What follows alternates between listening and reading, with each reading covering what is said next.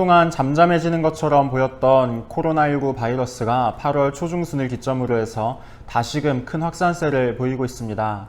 안타까운 것은 이러한 사태의 중심에 교회가 위치해 있다는 것입니다.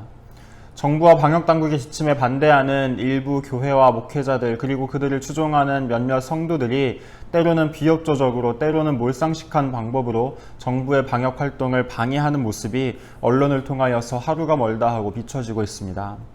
문제는 일반 대중들에게는 이러한 일부 교회와 성도들의 모습이 한국교회 전체의 모습인 것처럼 인식된다는 점입니다.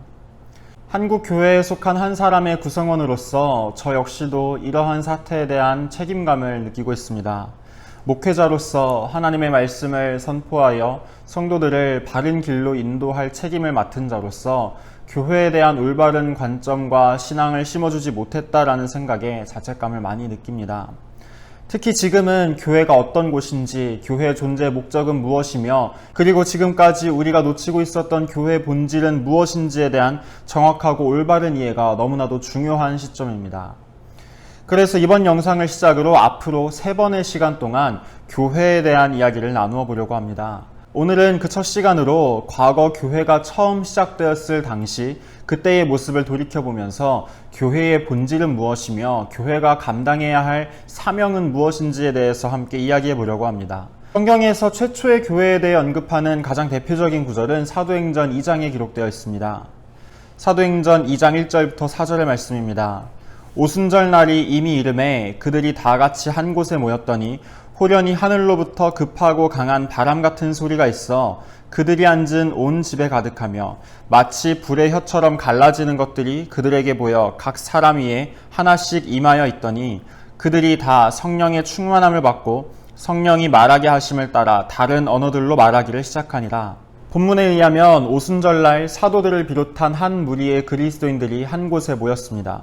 그리고 그곳에서 함께 통성으로 기도를 시작했고 그 자리에 그 유명한 오순절 성령 강림 사건이 일어났습니다.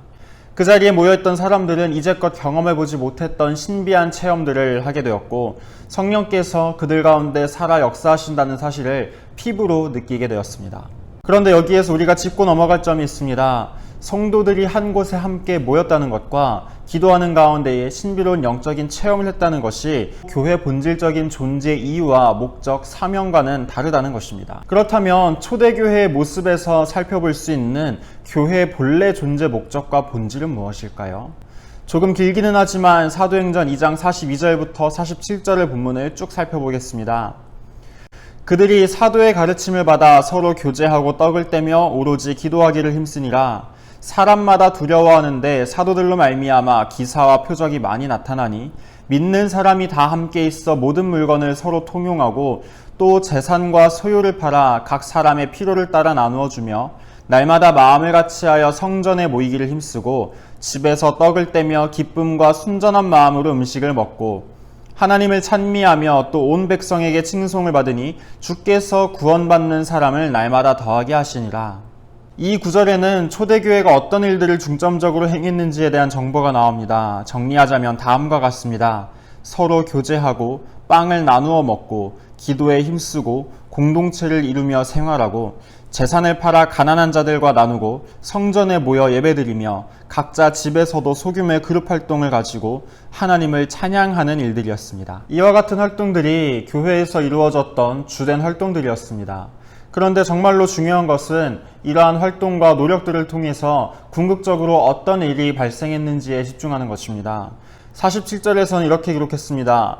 하나님을 찬미하며 또 온 백성에게 칭송을 받으니 주께서 구원받는 사람을 날마다 더하게 하시니라. 여기에서 하나님을 찬미했다라는 것은 함께 모여 뜨겁게 예배하는 성도들의 모습을 보면서 세상 사람들이 영향을 받고 함께 하나님을 향한 찬양의 대열에 합류했다는 것입니다.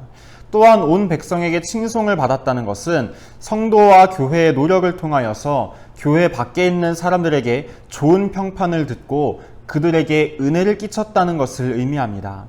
그리고 하나님을 찬양하는 사람들이 늘어나며 사람들에게 은혜를 끼친 결과 마침내 구원받는 사람이 날마다 더하여지는 결과로 이어진 것입니다. 바로 이 지점에서 우리는 교회가 존재하는 본질적인 목적과 이유, 교회가 감당해야 할 사명에 대해서 생각해 볼 수 있습니다. 교회는 예수님이 보여주시고 가르쳐 주신 새로운 삶의 원리를 쫓아서 먼저는 하나님께 영광을 돌리고 동시에 세상에 선한 영향력을 끼치는 기관이 되어야 합니다. 그래서 마침내는 사람들의 영혼을 하나님께로 인도하는 역할을 제대로 감당할 수 있어야 합니다. 바로 이것이 이 땅에 하나님께서 교회를 세우신 본질적인 존재 목적이며 우리가 감당해야 하는 사명인 것입니다. 오늘은 교회에 대해 살펴보는 첫 시간으로서 사도행전 2장에 나타나는 초대교회의 모습을 통하여 하나님께서 이 땅에 교회를 세우신 본질적인 목적이 무엇인지, 교회가 존재해야 하는 이유와 사명이 무엇인지에 대해서 함께 살펴보았습니다.